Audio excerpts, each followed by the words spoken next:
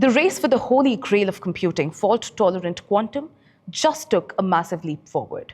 For years, the bottleneck in quantum wasn't just the chips. It was the plumbing. How do you keep thousands of qubits cold enough to function without the entire system collapsing under its own complexity? IBM just answered that question with a modular breakthrough that practically changes the roadmap for what's possible. IBM has officially successfully joined and cooled two modular cryogenic systems into a single ultra-cold environment. This isn't about a freezer, it's about infrastructure. These modules, which reach temperatures below 15 millikelvin, over 180 times colder than deep space, are the foundational architecture for IBM Quantum Starling. This project is the company's flagship effort to deliver the world's first fault-tolerant quantum computer by 2029. Now, you might ask, why does it matter? Because quantum scaling has hit a wall.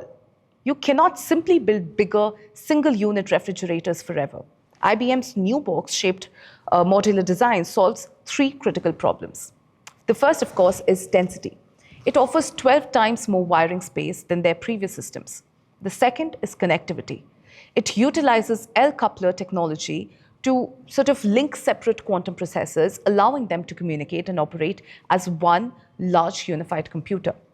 Now, of course, the third one is the fact that each module can now be independently tested and upgraded, which dramatically accelerates the development cycle for their 2027 roadmap towards 1,000 plus programmable qubits.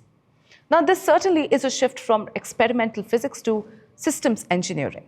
By proving that these cryogenic modules can be linked together and maintained at such extreme temperatures, IBM is validating a path to scale. If the modular approach works, they are no longer limited by the physical constraints of a single vacuum enclosure. This essentially creates the building blocks for a quantum data center rather than a single quantum lab device. Here, of course, ladies and gentlemen, is a front page take on the story.